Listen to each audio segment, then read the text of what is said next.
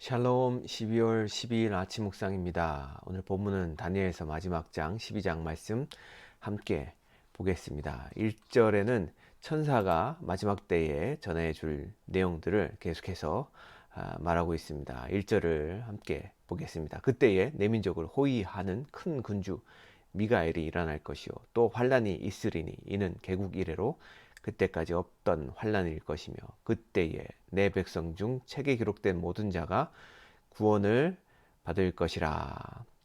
그때는 이 마지막 때를 의미합니다.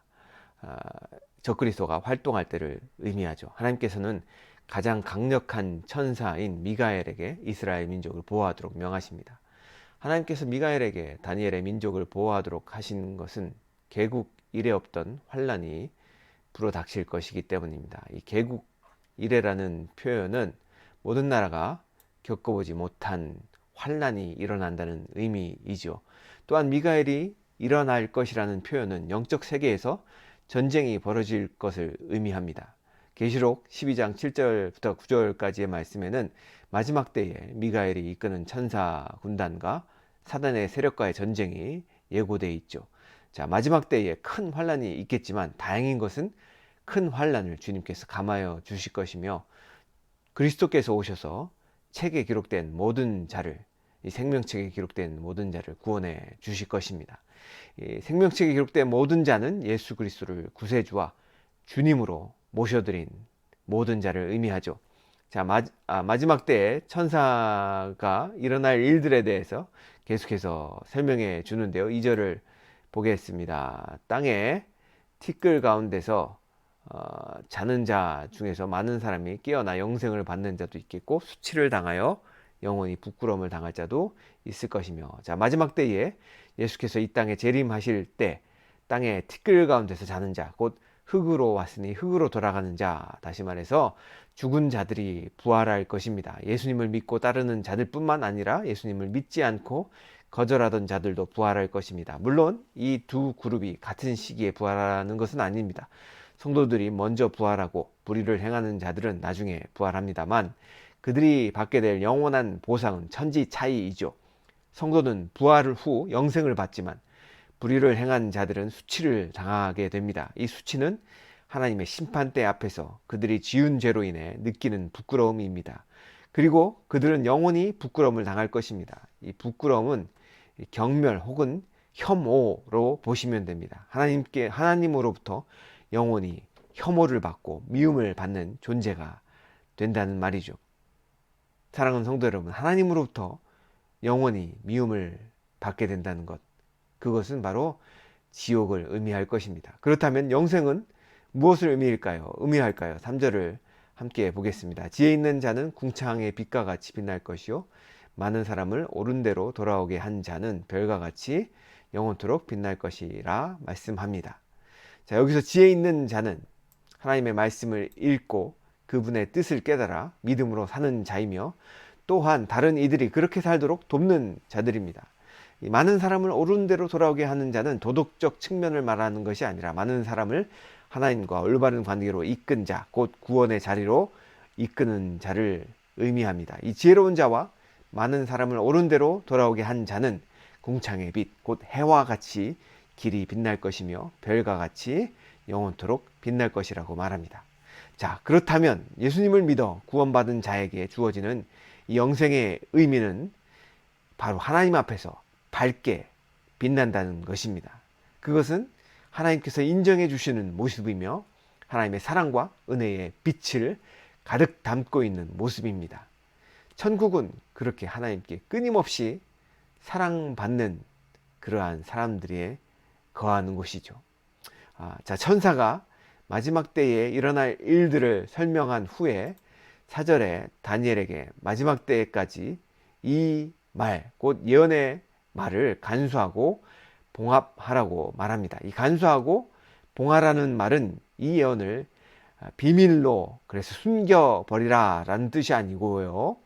이 봉한다는 의미는 예를 들어 계약서를 상반간에 썼는데 그 계약의 내용이 변경되지 않도록 그렇게 잘 간수하고 간수한 채로 올바른 내용을 전달하라 라는 뜻이죠. 따라서 예언을 비밀스럽게 간수한다 라는 뜻은 이 봉하라는 뜻은 그러한 비밀스럽게 감추라는 뜻이 아니라 오히려 다니엘에게 주어진 예언의 말씀이 변경되지 않도록 잘 보존하라는 의미이죠. 마지막 때에 일어날 이 예언의 말씀은 그 말씀 그대로 후대에 전해져야만 하는 중요한 말씀이죠. 그 마지막 때가 오면 이 말씀 그대로 역사 속에서 예언이 성취될 텐데, 그 예언의 성취를 알기 위해서 많은 사람들이 동분서주할 것이라는 뜻이 이 많은 사람이 왕래하며 지식이 더하리라 라는 말의 의미이죠. 하지만 많은 사람이 빨리 왕래하며 지식이 더하리라는 말은 오늘날과 같이 이 발달된 문명의 상태가 될 것이라는 말로 해석한다고 해서 큰 문제는 없습니다. 왜냐하면 이 마지막 때에 일어날 일들은 전 지구적인 현상이기에 예언의 성취를 알기 위해서는 많은 사람들이 빨리 왕래하며 지식이 더해야 되는 글로벌 네트워킹이 필요하기 때문입니다. 오늘같이 세상이 좁아진 적도 없죠. 누구나 세계의 어느 곳이나 예전에는 상상도 할 수 없을 만큼 그렇게 짧은 시간 안에 도달할 수 있습니다. 그리고 세계의 구석에 일어난 일도 금방 알 수 있는 시대에 살고 있습니다.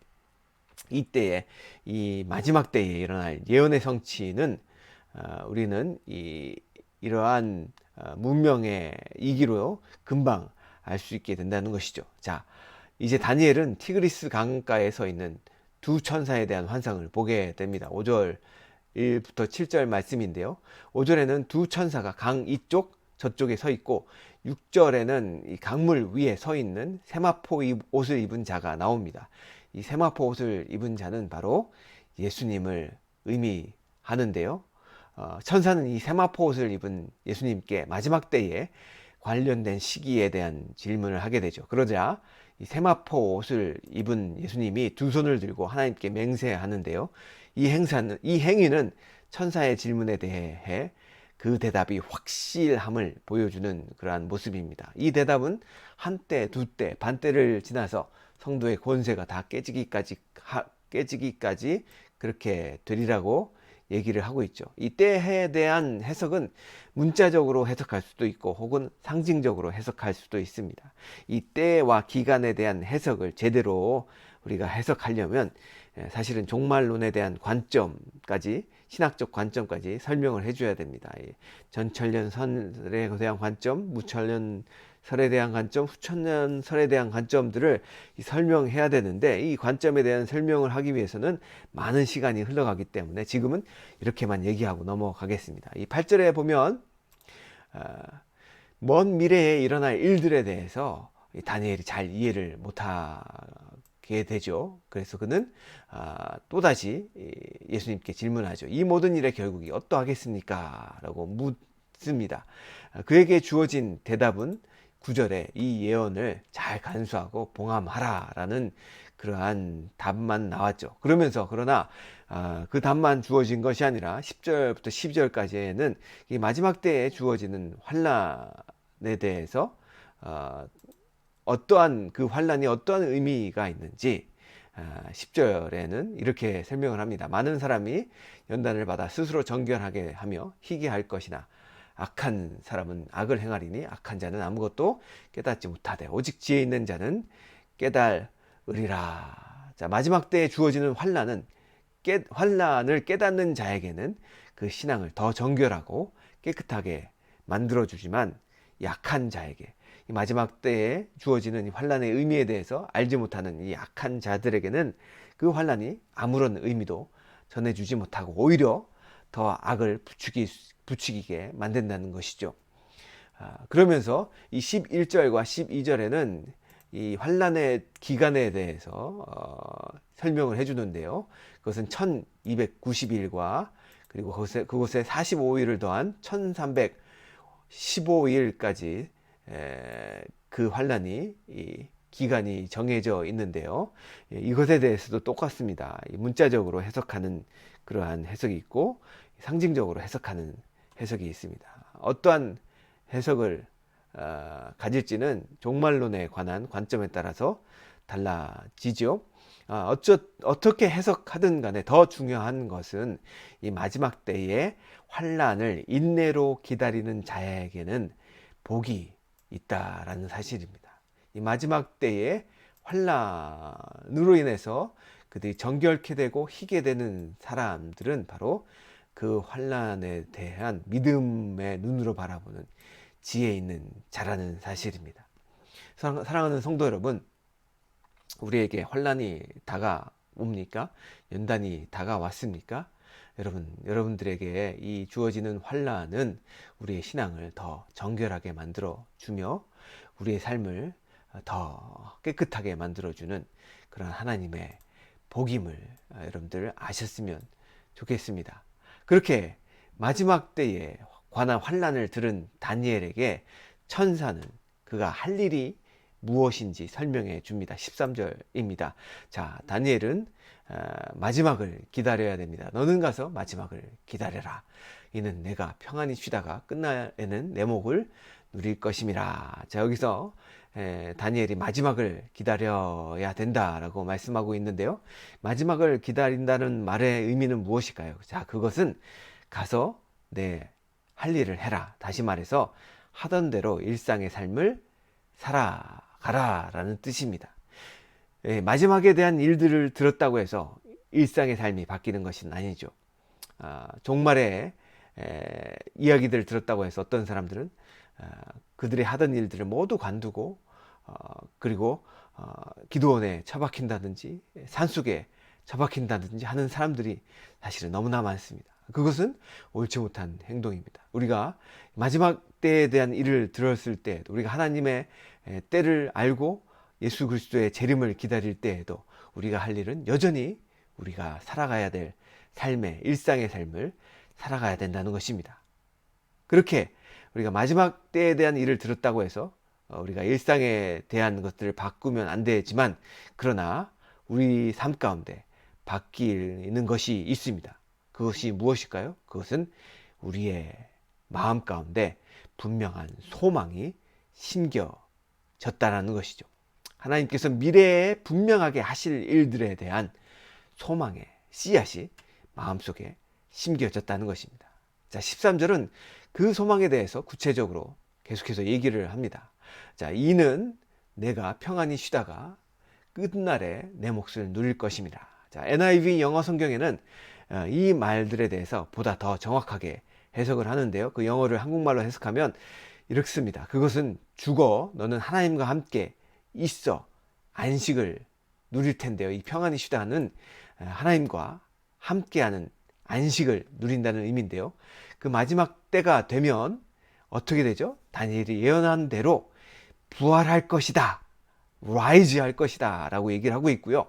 그리고 부활해서 내 몫을 받을 것이다, 다시 말해서 내 상급을 받을 것이다 라는 말입니다.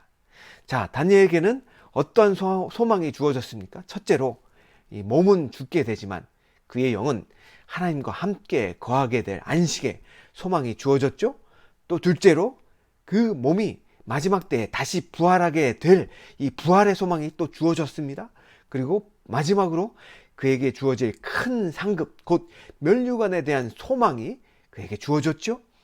그리고 그 소망은 헛된 바람이 아닌, 절대로 이루어지지 않을 것이라는 그러한 헛된 바람이 아닌 분명히 이루어질 하나님의 말씀이라는 것입니다. 그것은 하나님의 약속이라는 것입니다. 사랑하는 성도 여러분, 오늘을 살아가실 때 그냥 살아가지 마십시오. 다니엘에게 주어진 그 소망을 여러분들도 마음에 품고 사셔야 됩니다.